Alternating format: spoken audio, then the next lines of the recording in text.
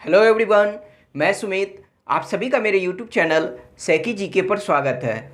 आज हम लोग मुग़ल कालीन कला और साहित्य के बारे में पढ़ेंगे। आज के वीडियो में हम लोग मुग़ल कालीन साहित्य के बारे में डिटेल से पढ़ेंगे। लेकिन अगर बात करें मुग़ल कालीन कला के बारे में, जिसके अंतर्गत 3 कला आता है, एक स्थापत्य कला, दूसरा चित्रकला और तीसरा संगीत कला। तो इस मुग़ल कालीन कला के बारे में आज हम लोग सिर्फ उन्हीं पॉइंट के बारे में पढ़ेंगे जिसे हम लोग पहले नहीं पढ़े हैं। ऐसा इसलिए कहने का मतलब यह हुआ कि 99% मुग़ल कालीन कला के बारे में हम लोग उसी मुग़ल कालीन शासक के शासनकाल के दौरान पढ़ चुके हैं, जिस शासक ने इस कार्य को किया था। तो हम लोग उसी शासक के दौरान उनके किए गए कार्य के दौरान ही इसे पढ़ चुके हैं। तो इस वजह से हम लोग मुग़ल कालीन जो कला है इसे आज हम लोग सिर्फ संक्षेप में पढ़ेंगे, मतलब सिर्फ उन्हीं पॉइंटों को पढ़ेंगे जिसके बारे में हम लोग नहीं जानते हैं। लेकिन मुग़ल कालीन साहित्य के बारे में डिटेल से पढ़ेंगे। तो चलिए शुरू करते हैं और सबसे पहले बात करते हैं मुग़ल कालीन साहित्य के बारे में। तो साहित्य को शुरू करने से पहले हम लोग यह जान लेते हैं कि मुग़लों की जो राजकीय भाषा थी, यानी उनकी जो राजकीय भाषा क्या थी, तो वह फारसी थी।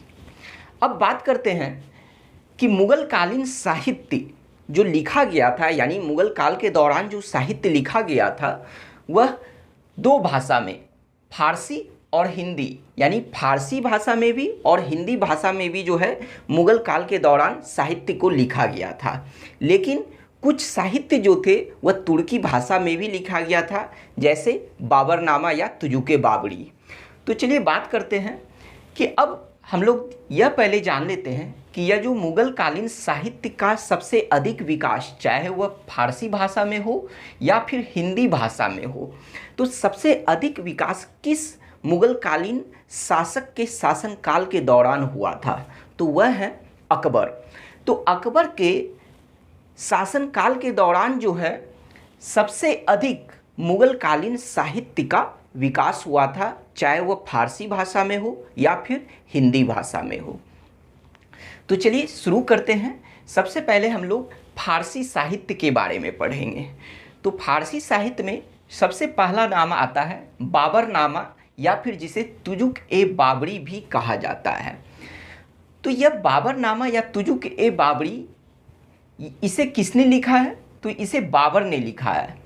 कहने का मतलब यह हुआ कि यह बाबर की आत्मकथा है। अगर आपसे पूछा जाए कि बाबर की आत्मकथा का नाम क्या है, तो बाबरनामा या फिर तुजुक बाबरी। तो इसे बाबर ने फारसी भाषा में नहीं लिखा है, बल्कि अपनी मातृभाषा तुर्की भाषा में जो है बाबर ने बाबरनामा या तुजुक बाबरी को लिखा था, क्योंकि बाबर की जो है मातृभाषा तुर्की भाषा थी। लेकिन इसके अलावा बाबर जो थे वह तुर्की के साथ साथ फारसी, अरबी, इन भाषाओं में भी जो है इन भाषाओं के भी बहुत बड़े ये विद्वान थे। अब बात करते हैं कि बाबर ने जो अपनी आत्मकथा बाबरनामा या तुजुक बाबरी लिखा है, तो इसमें जो है इन्होंने 2 हिंदू राज्यों का उल्लेख किया है। कौन कौन सा? तो एक विजयनगर और दूसरा मेवाड़। यह बात आपको याद रखना है कि किन 2 हिंदू राज्यों का उल्लेख बाबरनामा या फिर तुजुक बाबरी में किया गया है, तो विजयनगर और दूसरा मेवाड़। अब बात करते हैं कि बाबर को जो है आत्मकथा लेखकों में राजकुमार कहा गया है। ऐसा क्यों? ऐसा इसलिए कि बाबर ने जो अपनी आत्मकथा लिखा है, तो इसमें इन्होंने आडंबर नहीं किया है। ऐसा कहा जाता है ना कि हम जितने काम किए हैं सिर्फ उसे ही दिखाया गया है, उसके बारे में ही इन्होंने वर्णन किया है अपनी आत्मकथा में। उसको लिखते समय इन्होंने आडंबर नहीं किया। तो इस वजह से जो है इनके द्वारा जो लिखा गया इनकी आत्मकथा है, विश्व के श्रेष्ठतम आत्मकथाओं में से इनकी आत्मकथा एक है। तो इसी वजह से बाबर को आत्मकथा लेखकों में राजकुमार कहा गया है। अब बात करते हैं कि बाबरनामा जो कि मूल रूप से तुर्की भाषा में लिखा गया था, तो इसका फारसी भाषा में अनुवाद जो है किसने किया था? तो इसका फारसी भाषा में अनुवाद अब्दुर रहीम खाने खाना ने किया था, जो बैरम खां के पुत्र थे। तो और ये अकबर के जो है नवरत्न में से भी एक थे। तो फारसी भाषा में जो है अनुवाद किसने किया है बाबरनामा का? तो अब्दुल रहीम खाने खाना ने किया है। लेकिन किसके कहने पर, किसके आदेश पर? तो वह अकबर के आदेश पर। तो यहाँ पर दो तरह का क्वेश्चन बना कि अगर क्वेश्चन आपसे यह पूछा जाता है कि बाबरनामा का या तुजुके बाबरी का फारसी भाषा में अनुवाद किसने करवाया, क्वेश्चन को ध्यान से सुनिएगा कि बाबरनामा या फिर तुजुके बाबरी का जो है फारसी भाषा में अनुवाद किसने करवाया, तो अगर किसने करवाया यह क्वेश्चन पूछा जाए तो होगा आंसर अकबर। लेकिन अगर क्वेश्चन यह पूछा जाए कि बाबरनामा या तुजुके बाबरी का फारसी भाषा में अनुवाद किसने किया, तब जाकर आंसर होगा अब्दुल रहीम खाने खाना। तो इस बात का हमें पता चल गया कि अकबर के कहने पर, अकबर के आदेश पर अब्दुल रहीम खाने खाना ने इसका फारसी भाषा में अनुवाद किया था। अब बात करते हैं कि बाबरनामा का अंग्रेजी भाषा में अनुवाद किसने किया था। तो उनका नाम है जॉन लेडन एवं विलियम रस्किन, अर्थात इन दोनों इतिहासकारों ने मिलकर, जॉन लेडन एवं विलियम रस्किन दोनों ने मिलकर बाबरनामा का अंग्रेजी भाषा में अनुवाद किया है। तो अब बात करते हैं अगले फारसी साहित्य के बारे में। दूसरा नाम है हुमायूं नामा। हुमायूं नामा के लेखक कौन है? तो गुलबदन बेगम। और ये गुलबदन बेगम कौन है? तो बाबर की पुत्री, बाबर की पुत्री थी गुलबदन बेगम, जिन्होंने हुमायूं नामा को लिखा है। तो ये जो हुमायूं नामा लिखा गया है यह दो भागों में विभाजित है। पहले भाग में गुलबदन बेगम ने अपने पिता बाबर के बारे में उल्लेख किया है, जबकि दूसरे भाग में गुलबदन बेगम ने अपने भाई हुमायूं का जो है उल्लेख इन्होंने किया है। तो आप यह क्या होगा कि यानी हुमायूं नामा, तो यह हुमायूं की जीवनी है, तो जो जिसे दो भागों में विभाजित किया गया है। और इसके लेखक कौन है? तो गुलबदन बेगम। तो यह तो हम लोग जान लिए, लेकिन अब यह क्या है कि बाद में क्या हुआ कि हुमायूं नामा को एक और इतिहासकार ने लिखा था, उनका नाम है ख्वांद मीर। क्या नाम है? ख्वांद मीर। कहने का मतलब यह हुआ कि पहले तो गुलबदन बेगम ने इसकी रचना की थी, लेकिन बाद में क्या हुआ कि हुमायूं नामा को जो है एक और इतिहासकार ने लिखा था, क्योंकि उनके भी ग्रंथ का जो शीर्षक यानी उनके भी ग्रंथ का जो नाम जो रखा गया था हुमायूं नामा ही रखा गया था। और वो इतिहासकार कौन है? तो ख्वांद मीर हैं। तो अब क्या होता है कि अगर मान लीजिए कि क्वेश्चन जैसे कि 4 ऑप्शन वाला क्वेश्चन पूछा जाता है कि हुमायूं नामा की रचना किसने की, तो अगर 4 ऑप्शन वाले में से तो हो सकता है इन दोनों में से कोई एक ही नाम दिया जाएगा, क्योंकि कोई एक ही लगाना होता है। तो ज़्यादा करके हो सकता है कि गुलबदन बेगम दे दिया जाता है, और अगर यह नाम नहीं दिया जाए तब तो ख्वांद मीर दिया जाएगा। लेकिन अगर बीपीएससी के पॉइंट ऑफ व्यू से बात किया जाए कि अगर मान लीजिए कि इन दोनों में से कोई एक ऑप्शन दिया जाए तब तो वही आंसर होगा, लेकिन अगर दोनों ऑप्शन दे दिया जाए तब क्या होगा कि आपको कौन सा आंसर लगाना है, कौन सा ऑप्शन लगाना है? ई ऑप्शन लगाना है बीपीएससी में। तो ध्यान में रखना है। और क्या होगा कि बहुत लोगों को यह पता नहीं था कि ख्वांद मीर ने भी जो है हुमायूं नामा को लिखा है। अगर हो सकता है कि इससे पहले अगर आप जानते होंगे कि सिर्फ गुलबदन बेगम ने जो है हुमायूं नामा को लिखा है, तो इस वजह से आपको ध्यान रहे कि ये दोनों ने जो है हुमायूं नामा को लिखा है। अब बात करते हैं कि अगले फारसी ग्रंथ के बारे में, वह है अकबरनामा। अकबरनामा जो कि अकबर की जीवनी है। तो अकबर की जीवनी जिसका नाम है अकबरनामा, इसे किसने लिखा था? तो इसे अबुल फजल ने लिखा था, जो अकबर के 9 रत्नों में से एक थे। तो बात करते हैं कि अबुल फजल ने इस अकबरनामा को 3 भागों में विभाजित किया था, और जो इस अकबरनामा के जो तीसरे भाग थे उसे ही आईने अकबरी कहा गया है। तो इस वजह से जब अकबरनामा के तीसरे भाग को आईने अकबरी कहा गया है, तो कहने का मतलब यह हुआ कि अब आपसे अलग से पूछ दिया जाए कि आईने अकबरी के लेखक कौन है, आईने अकबरी की रचना किसने किया था, तो वह होगा अबुल फजल। कहने का मतलब यह हुआ कि अकबरनामा एवं आईने अकबरी दोनों की रचना किसने किया है, तो अबुल फजल ने किया है, जो अकबर के 9 रत्नों में से एक थे। अब बात करते हैं कि यहाँ अकबरनामा से क्या हुआ कि अकबर के शासनकाल में जो भी ग्रंथ लिखा गया है उन सभी ग्रंथों के बारे में हम लोग पढ़ेंगे। तो चलिए बात करते हैं कि अकबर के शासनकाल के दौरान और किन किन ग्रंथों का जो है माने किन किन ग्रंथों की रचना की गई थी। तो बात करते हैं अकबर के शासनकाल के दौरान जो है अगले ग्रंथ, उनका नाम है तबकाते अकबरी। तबकाते अकबरी मतलब अकबर का इतिहास। ये तबकाते अकबरी का मतलब क्या हुआ, अकबर का इतिहास। इसकी रचना किसने किया था, तो निजाम उद्दीन अहमद ने। अब बात करते हैं कि मुंतखब उल तवारीख की रचना किसने किया था, तो बदायूनी ने किया था, जो अकबर के शासनकाल के दौरान ही, यानी अकबर के जो है शासनकाल में जो है ये उनके दरबारी इतिहासकार थे, तो इन्होंने ही जो है मुंतखब उल तवारीख की रचना किया था। तो इस ग्रंथ में जो है बदायूनी ने अकबर के उदारवादी अर्थात अकबर की उदार धार्मिक नीति की जो है इन्होंने आलोचना किया है इस ग्रंथ में।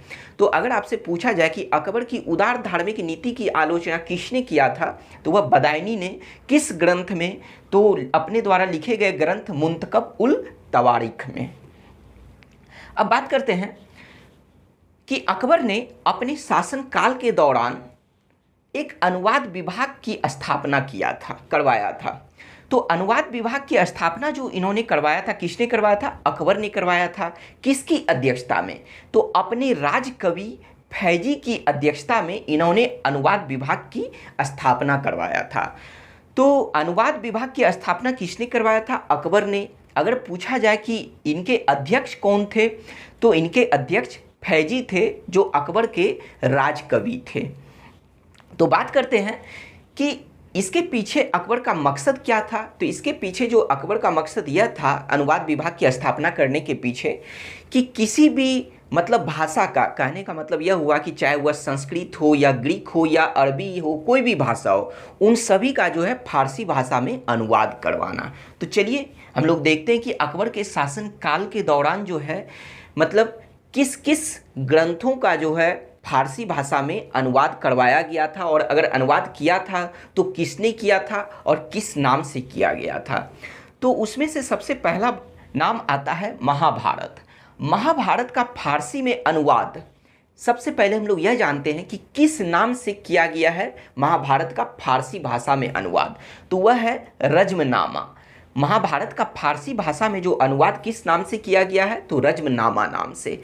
अब हम लोग बात करते हैं कि ठीक है रज्मनामा नाम से अनुवाद किया गया, लेकिन किसने किया है, तो किसने किया है, तो 3 इतिहासकारों ने मिलकर किया है। कौन कौन, तो एक है फैजी, दूसरा बदायूनी और तीसरा नकीब खान। तो ये तीनों ने मिलकर महाभारत का फारसी भाषा में अनुवाद किया है। तो फिर से अगर 4 ऑप्शन वाला मतलब कि अगर एग्जाम होता है तो उसमें से तो क्या होगा कि कोई एक नाम दे दिया जाएगा, लेकिन बीपीएससी में क्या होगा कि आपको ये तीनों नाम याद रखना है और देखना है कि कहीं ये तीनों नाम तो नहीं दिया गया है, या फिर 2 भी नाम दिया जाएगा तो भी आंसर होगा ई ऑप्शन होगा। अब बात करते हैं कि अगले ग्रंथ की रामायण। रामायण का जो है फारसी में अनुवाद किसने करवाया था, तो बदायूनी ने करवाया था। फिर बात करते हैं लीलावती एवं नलद यामंती, इसका फारसी में अनुवाद किसने करवाया था, तो फैजी ने। मतलब कि किसने किया था, ठीक है। तो रामायण का किसने किया था, बदायूनी ने। लीलावती या फिर नलद यामंती का फैजी ने किया था। और यह सभी जो किया गया है अकबर के शासनकाल में किया गया है। बात करते हैं फिर कालिया दमन। कालिया दमन का जो है मतलब कि अनुवाद किसने किया फारसी भाषा में, तो अबुल फजल ने किया है। फिर बात करते हैं कि भगवद पुराण। भगवद पुराण का किसने किया है फारसी में अनुवाद, तो टोडरमल ने किया है, ठीक है। किसने, तो टोडरमल ने। अथर्ववेद का किसने किया है, तो हाजी इब्राहिम सरहिंदी ने अथर्ववेद का फारसी भाषा में अनुवाद किया है। अब बात करते हैं पंचतंत्र, जो कि एक संस्कृत ग्रंथ है। तो पंचतंत्र का जो है फारसी भाषा में अनुवाद किस नाम से किया गया है? तो अनवार ए सुहाइली, अनवार ए सुहाइली नाम से जो है पंचतंत्र का फारसी भाषा में अनुवाद किया गया है, जिस तरह से महाभारत का रजमनामा नाम से फारसी में अनुवाद किया गया है। तो इसका फारसी में अनुवाद किसने किया है? तो अबुल फजल ने किया है। अब ध्यान रहे कि क्वेश्चन कैसे पूछा जाता है कि मान लीजिए कि ठीक है, पंचतंत्र का फारसी में जो अनुवाद किया गया उसका नाम है अनवार ए सुहाइली। तो क्वेश्चन कैसे पूछा जाता है कि अनवार ए सुहाइली किस ग्रंथ का फारसी अनुवाद है? तो वह पंचतंत्र का है। उसी तरह से पूछा जाता है कि रजमनामा किस ग्रंथ का फारसी अनुवाद है? तो वह होगा महाभारत का। अब बात करते हैं अगले ग्रंथ की। तो अगले ग्रंथ है हितोपदेश। हितोपदेश जिसका फारसी में जो अनुवाद करवाया गया है किस नाम से? तो मुफरी अल कुलूब के नाम से हितोपदेश का फारसी भाषा में अनुवाद किया गया है। किसने किया है? तो ताजुल माली ने किया है। तो यह तो हम लोग देख लिए कि किस किस ग्रंथों का फारसी में अनुवाद किया गया है और किसने किया है, ठीक है। और यह सभी के सभी अकबर के शासनकाल के दौरान किया गया था। अब बात करते हैं कि अकबर के शासनकाल के दौरान जो है एक चरित्र का मतलब एक चरित्र के बारे में हम लोग चर्चा करते हैं। उनका नाम है माहम अनगा, ठीक है। माहम अनगा कौन थी? तो अकबर की दाई माँ थी, अर्थात उनकी दाई माँ थी। तो माहम अनगा से अगर बात करें तो माहम अनगा ने दिल्ली के पुराने किले में एक मदरसा की स्थापना इन्होंने करवाया था। मदरसा जो कि शिक्षा का केंद्र होता है मुस्लिमों का। तो माहम अनगा ने दिल्ली के पुराने किले में खैरुल मंजिल नामक मदरसे की इन्होंने स्थापना करवाया था। तो खैरुल मंजिल मदरसे की जो इन्होंने स्थापना करवाई थी उसे और किस नाम से जाना जाता है? तो उसे और मदरसा ए बेगम के नाम से जाना जाता है। तो क्वेश्चन किस तरह से पूछा जाता है कि दिल्ली के पुराने किले में एक शिक्षा केंद्र का मतलब कि स्थापना की गई थी, आज एक शिक्षा केंद्र का निर्माण करवाया गया था जिसका नाम था मदरसा ए बेगम। तो उसकी स्थापना किसने करवाई थी? तो किसने करवाई थी? तो माहम अनगा ने करवाई थी, जिसका नाम है खैरुल मंजिल मदरसा, लेकिन उसे मदरसा ए बेगम भी कहा जाता है। तो क्वेश्चन में कभी खैरुल मंजिल के नाम से पूछ लिया जाता है, कभी मदरसा ए बेगम के नाम से पूछ लिया जाता है। अब बात करते हैं अकबर के बाद जहांगीर की। तो जहांगीर जो है मतलब कि जो है अपने पूर्वज बाबर के तरह ही जो है इन्होंने भी जो है अपनी आत्मकथा लिखी थी। और इनका जो आत्मकथा है उनका नाम क्या है? तुजुक ए जहांगीरी। लेकिन जहांगीर ने जो अपनी आत्मकथा को लिखा था वह फारसी भाषा में लिखा था। तो यहाँ पर आपको एक चीज़ बता दिया जाए कि सिर्फ बाबरनामा ही तुर्की भाषा में लिखा गया है, बाद बाकी जो भी ग्रंथ लिखा गया है सभी के सभी फारसी भाषा में लिखा गया था। तो जहांगीर ने अपनी आत्मकथा को फारसी भाषा में लिखा था। तो अब अगर क्वेश्चन यह पूछा जाए कि किन मुगल शासकों ने अपनी आत्मकथा को लिखा था, तो वह होगा बाबर एवं जहांगीर। अब बात करते हैं जहांगीर के बाद शाहजहां की। शाहजहां ने अपने शासनकाल के दौरान जो है कुछ इतिहासकारों, कुछ ग्रंथकारों या फिर कुछ लेखकों को जो है अपने दरबार में शरण दिया था। उनमें से जो कुछ नाम प्रमुख हैं जैसे अब्दुल हमीद लाहौरी, इनायत खां एवं मोहम्मद सालेह। ये अब्दुल हमीद लाहौरी, इनायत खां एवं मोहम्मद सालेह जो थे ये कौन थे? तो ये शाहजहां के राजकीय इतिहासकार थे। तो बात करें कि अब्दुल हमीद लाहौरी की जो प्रसिद्ध रचना है उनका नाम है पादशाहनामा। पादशाहनामा में जो है किसके बारे में जो है मतलब कि वर्णन किया गया, किसके बारे में उल्लेख किया गया है? तो शाहजहां के बारे में उल्लेख किया गया है। अब बात करते हैं कि शाहजहांनामा को किसने लिखा है? तो इनायत खान ने लिखा है। इसमें भी शाहजहां के बारे में उल्लेख किया गया है। अब बात करते हैं आलेम सालेह। आलेम सालेह को किसने लिखा है? तो यह मोहम्मद सालेह ने लिखा है। इसमें भी इन्हीं के बारे में वर्णन किया गया है। अब बात करते हैं कि शाहजहां के शासनकाल में ही जो है उपनिषद भगवद गीता का जो है फारसी भाषा में अनुवाद करवाया गया था। तो सबसे पहले तो यह क्वेश्चन बनता है कि उपनिषद एवं भगवद गीता का फारसी भाषा में अनुवाद किस मुगल शासक के शासन काल में करवाया गया था? तो शाहजहां के शासन काल में। तो इसलिए आपको यह बोला गया है कि आपको यह ध्यान रखना है कि जैसे यहाँ पर भी जो है बहुत सारे ग्रंथों का फारसी में अनुवाद करवाया गया था, तो ठीक है आप नाम याद रख लीजिए कि किसने किया है। यह भी नाम आपने मतलब यह भी आप याद रख लिए कि ठीक है उस ग्रंथ का फारसी में जो अनुवाद किया गया किस नाम से, लेकिन आपको यह भी याद रखना है कि उस ग्रंथ का जो फारसी में जो अनुवाद किया गया वह किस शासक के शासन काल में किया गया था। तो यह भी आपको याद रखना है। तो यहाँ पर एक क्वेश्चन क्या हुआ कि उपनिषद एवं भगवद गीता का जो है फारसी में जो अनुवाद करवाया गया था वह किस शासक के शासन काल में? तो वह शाहजहां के शासन काल में। लेकिन अब हम लोग बात करते हैं कि ठीक है किसने किया था इसे। तो 52 उपनिषदों का, एक दो नहीं बल्कि 52 उपनिषदों का जो है फारसी भाषा में अनुवाद सिर ए अकबर शीर्षक के नाम से किसने किया था? तो शाहजहां के पुत्र, बड़े पुत्र दारा शिकोह ने किया था। यानी 52 उपनिषदों का जो है इन्होंने फारसी में अनुवाद किया था, तो उसके शीर्षक का नाम क्या रखा था? सिर ए अकबर। तो सिर ए अकबर मतलब शीर्षक के नाम से जो है इन्होंने 52 उपनिषदों का जो है फारसी में अनुवाद किया था। किसने? दारा शिकोह ने। इसके साथ साथ भगवत गीता का भी फारसी में जो है अनुवाद किसने किया था? तो दारा शिकोह ने किया था।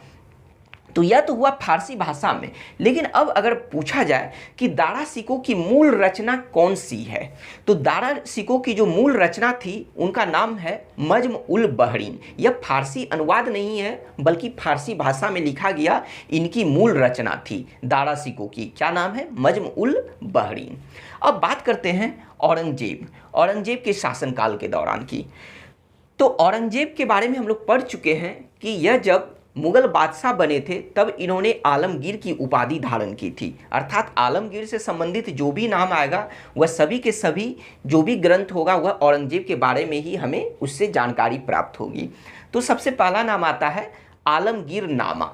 आलमगीर नामा की जो है रचना किसने किया है? तो मिर्जा मोहम्मद काजिम ने किया है। और इस ग्रंथ से हमें औरंगजेब के शासनकाल के बारे में जानकारी प्राप्त होती है। फिर है फुतुहाते आलमगीरी। इसके लेखक कौन थे? तो ईश्वर दास। अब ईश्वर दास नागर। अब बात करते हैं अगला ग्रंथ औरंगजेब के शासनकाल के दौरान जो लिखा गया था वह है मुंतखब उल लबाब। तो मुंतखब उल लबाब जो है इसकी रचना किसने किया था? तो खफी खां एवं हासिम खां ने किया था। अब बात करते हैं कि इस ग्रंथ के बारे में। तो यह जो ग्रंथ है वह सिर्फ औरंगजेब के बारे में ही नहीं बल्कि संपूर्ण मुगल काल के बारे में जो है हमें जानकारी प्राप्त होती है। कहने का मतलब यह हुआ कि संपूर्ण मुगल काल के, चाहे वह राजनीतिक हो, सामाजिक हो, धार्मिक हो, साहित्यिक हो, मतलब कोई भी चीज़ हो, चाहे वह कला संस्कृति हो, हर सभी मतलब कि जितने भी सभी महत्वपूर्ण बातें हैं हर चीज़ के बारे में जो है हमें इस ग्रंथ से जानकारी प्राप्त होती है। इसी ग्रंथ में खफी खां ने शिवाजी को, छत्रपति शिवाजी को शैतान का चतुर बेटा कहा है। तो शिवाजी को शैतान का चतुर बेटा किसने कहा है? तो खफी खां ने कहा है। अपनी किस रचना में? तो मुंतखब उल लबाब में कहा है।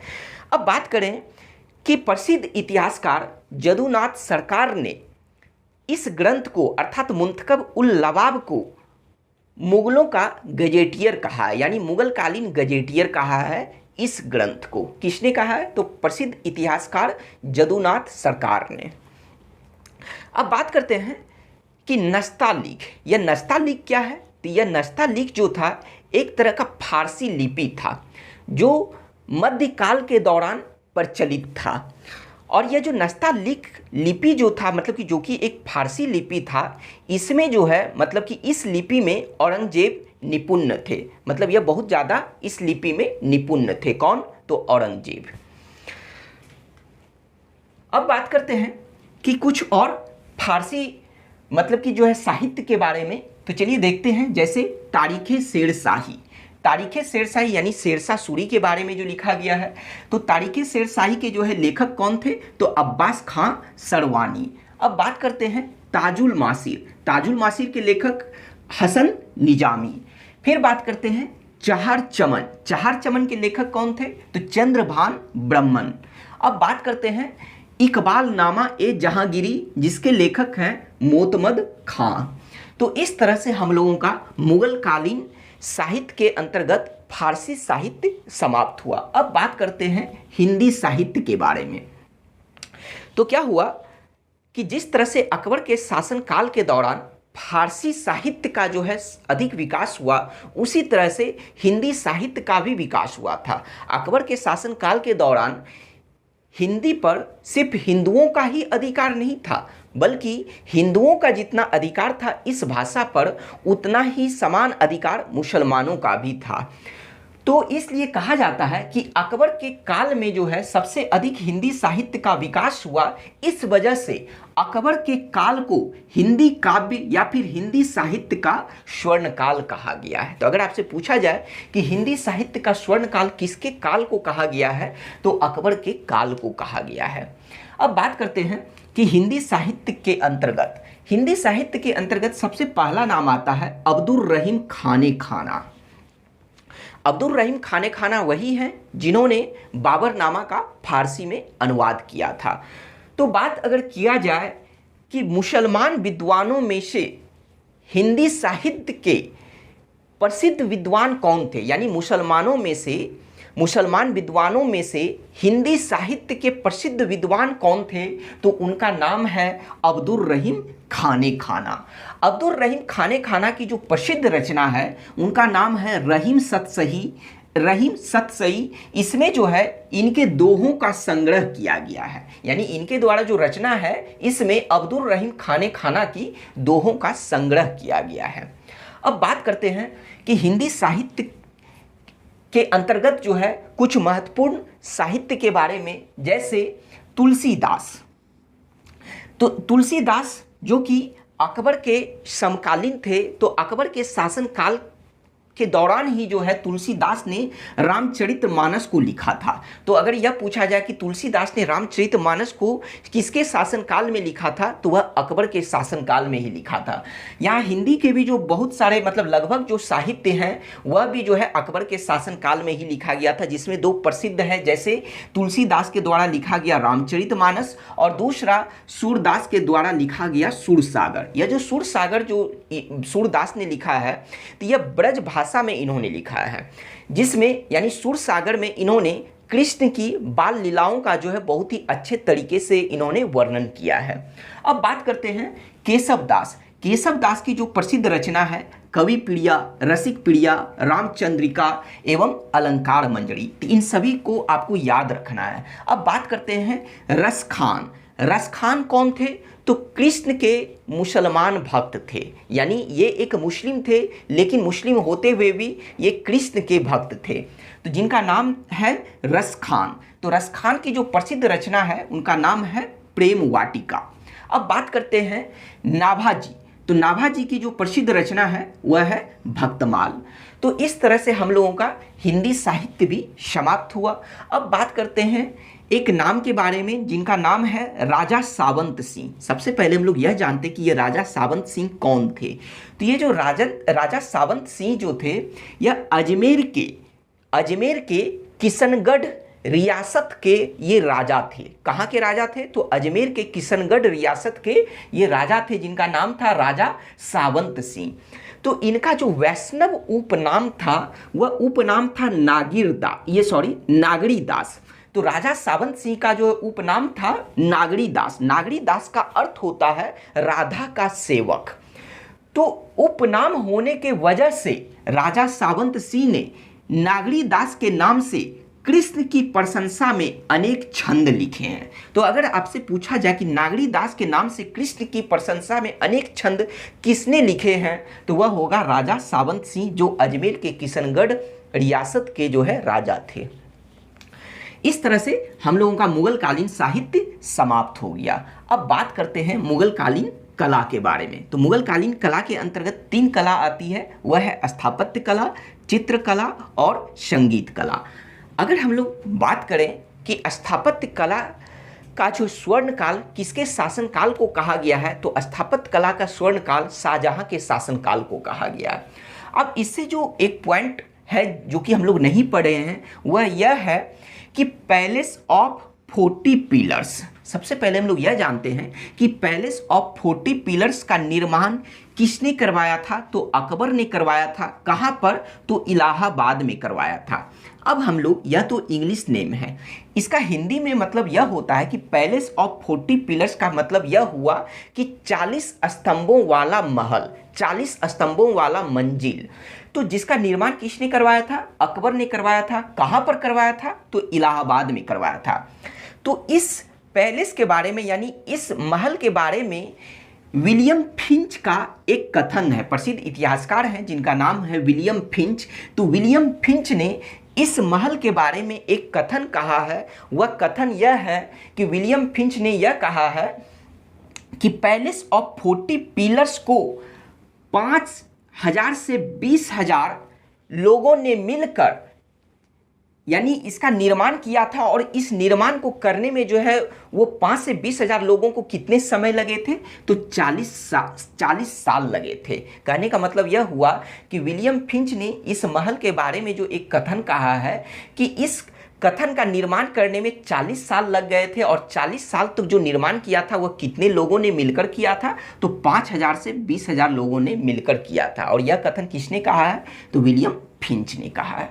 अब बात करते हैं कला के अंतर्गत चित्रकला के बारे में। तो जिस तरह से साहित्य में हम लोग पढ़े कि या साहित्य बोलिए या फिर हिंदी काव्य का जो है स्वर्णकाल या हिंदी साहित्य का स्वर्णकाल किसके शासनकाल को कहा गया है? अकबर के। स्थापत्य कला का स्वर्णकाल किसे कहा गया है? तो शाहजहां को। उसी तरह से चित्रकला का जो है स्वर्णकाल किसके शासनकाल को कहा गया है? तो जहांगीर के शासनकाल को कहा गया है। तो चलिए बात करते हैं सबसे पहले हम लोग कि चित्रकला की मुगल शैली का प्रारंभ किसने किया था? तो चित्रकला की मुगल शैली का प्रारंभ हुमायूं ने किया था। कहने का मतलब यह हुआ कि हम लोग इसे दूसरे भाषा में भी समझ सकते हैं कि मुगल कालीन चित्रकला की स्थापना किस शासक ने किया था? तो वह होगा हुमायूं ने किया था। तो लेकिन अगर दूसरा क्वेश्चन अगर पूछा जाए कि चित्रकला की पहली पांडुलिपि को जो है किसने तैयार किया था और किसके शासनकाल में तैयार किया गया था, ठीक है। तो यहाँ पांडुलिपि से सबसे पहले बात आपको यह बता दिया जाए कि जो हाथों के द्वारा जो लिखा गया जो ग्रंथ होता है तो उसे ही पांडुलिपि बोलते हैं। अर्थात चित्रकला की पहली ग्रंथ को जो है किसके शासनकाल में जो है लिखा गया था और किसने इसे लिखा था? तो किसके शासनकाल में? तो वह अकबर के काल में लिखा गया था। और किसने लिखा था? तो अब्दुस समद एवं मीर सैयद ने लिखा था, मीर सैयद अली ने लिखा था। अब सबसे पहले हम लोग यह बात करते हैं कि चित्रकला की मुगल शैली का आरंभ जो है हुमायूं ने किया था। जब हुमायूं मतलब शेर शाह सूरी से पराजित होकर जब भारत से भागकर वह फारस चले गए थे, यानी ईरान चले गए थे, तब वहाँ पर क्या हुआ, इन्हें मतलब कि फारसी चित्रकार, 2 फारसी चित्रकार से इनकी मुलाकात हुई थी। और वो 2 फारसी चित्रकार कौन कौन थे? तो एक का नाम था अब्दुस समद और दूसरे का नाम था मीर सैयद अली, ठीक है। तो ईरान में ही जो है हुमायूं को जो है मतलब ये 2 फारसी चित्रकार से जो है इनकी मुलाकात हुई थी। तो जब हुमायूं ने भारत में फिर से मुगल मतलब कि जो है मुगल शासन को जो फिर से स्थापित किया था, तब जाकर उन्होंने जो है अब्दुस समद एवं मीर सैयद को जो है मतलब अपने दरबार में बुलाया था। तो अगर आपसे पूछा जाए कि अब्दुस समद एवं मीर सैयद अली वह किससे संबंधित थे, किस शासक से? तो हुमायूं से संबंधित थे।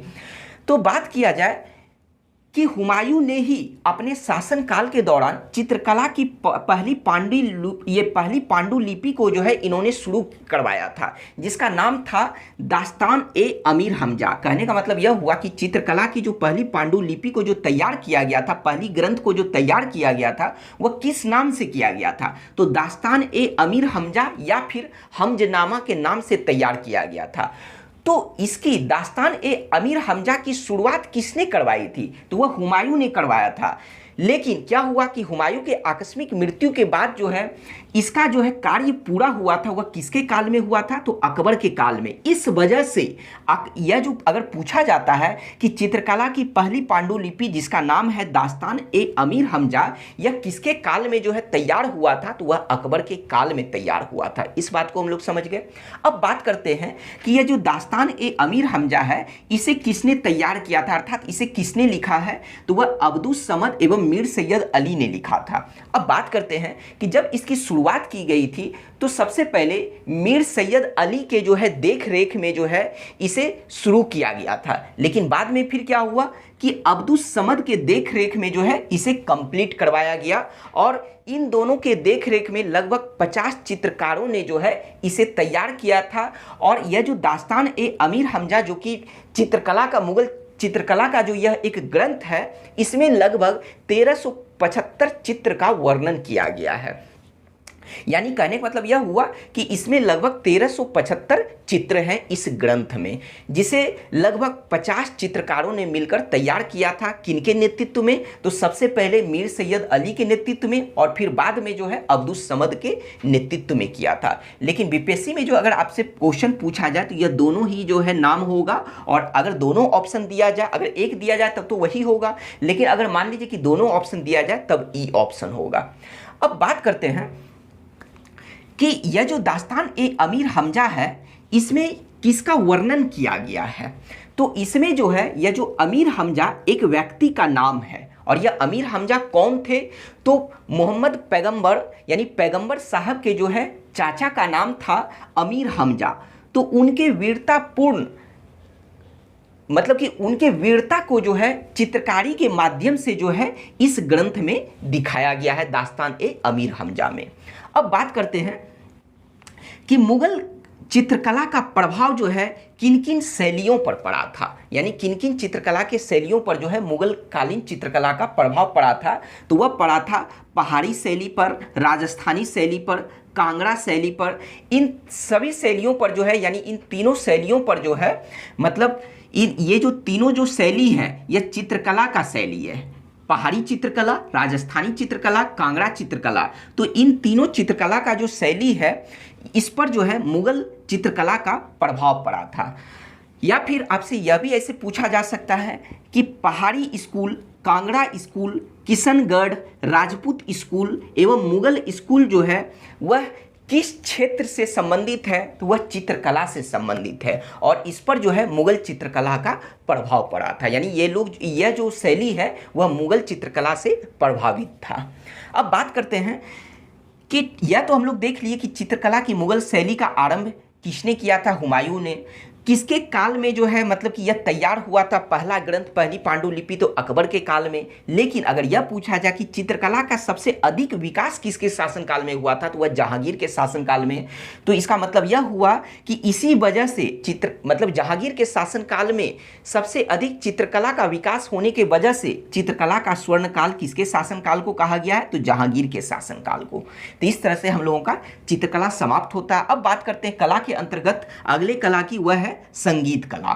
संगीत कला की अगर बात किया जाए कि अकबर ने लाला कलावंत से हिंदू संगीत की शिक्षा ली थी। तो अकबर ने हिंदू संगीत की शिक्षा किस संगीतकार से लिया था, तो वह लाला कलावंत से लिया था। अकबर नगाड़ा बजाने में, नगाड़ा वाद्य यंत्र को बजाने में जो है यह बहुत ही निपुण थे, यानी कुशल थे। जिस तरह से हम लोग औरंगजेब के बारे में पढ़ चुके हैं कि वह मतलब कि जो है कुशल वीणा वादक थे, उसी तरह से जो है अकबर जो है नगाड़ा बजाते थे, नगाड़ा बजाने में जो है यह कुशल थे। अब बात करते हैं कि अकबर के शासनकाल में ध्रुपद गायक कौन कौन थे। अकबर के शासनकाल में ध्रुपद गायक कौन कौन थे, तो वह हैं हरिदास, तानसेन, बैजू बावरा, गोपाल नायक एवं मदन लाल। अब बात करते हैं कि अकबर के शासनकाल में ध्रुपद गायक ये सभी थे, लेकिन इसमें से जो है दरबारी अगर पूछे जाए कि मतलब कि अकबर के मतलब दरबार में कौन रहते थे, तो सिर्फ तानसेन रहते थे और उनके 9 रत्नों में से भी एक थे। लेकिन बाद बाकी जो भी हैं हरिदास, बैजू बावरा, गोपाल नायक एवं मदन लाल, उनके शासनकाल के जो है ध्रुपद गायक थे, लेकिन उनके दरबार में नहीं रहते थे। यह तो बात हम लोग समझ लिए। अब बात करते हैं कि ये जो ध्रुपद गायक मतलब कि ध्रुपद गायक के जो संगीतकार थे उनका नाम था हरिदास, और हरिदास के जो है ये लोग शिष्य थे। कौन कौन? तो तानसेन, बैजू बावरा, गोपाल नायक एवं मदन लाल। ये जो है ये चारों जो व्यक्ति थे जो ध्रुपद गायक मतलब कि ध्रुपद गायक में निपुण थे, तो यह किनके शिष्य थे या किनके अनुयायी थे? तो ये हरिदास के अनुयायी थे। अब बात करते हैं कि हरिदास के इन्हीं अनुयायियों ने, इन्हीं शिष्यों ने 5 संगीत अर्चना केंद्र का जो है निर्माण करवाया था। तो हरिदास के जो है अनुयायियों ने जो है उनके शिष्यों ने कितने संगीत अर्चना केंद्र का निर्माण करवाया था? तो 5 संगीत अर्चना केंद्र का निर्माण करवाया था। अब बात करते हैं तानसेन के बारे में कि जो कि इनके मतलब कि जो है 9 रत्नों में से एक थे। अकबर के दौरान जो हम लोग इनके बारे में पढ़ चुके हैं। तो तानसेन जिनका जो है मूल नाम यानी वास्तविक नाम क्या था? रामतनु पांडे। इनका जन्म जो हुआ था ग्वालियर में। अगर इनका मकबरा पूछा जाए कि इनका मकबरा कहाँ है, तो इनका मकबरा भी जो है वह ग्वालियर में ही है। और अगर यहाँ पर आपको अब्दुल रहीम खाने खाना का मकबरा पूछा जाए तो इनका मकबरा जो है दिल्ली में है। तो इस तरह से आज हम लोगों का मुगल कालीन कला और साहित्य भी समाप्त हो गया। तो आपको यह वीडियो कैसा लगा आप हमें कमेंट में ज़रूर बताइए। Thank you.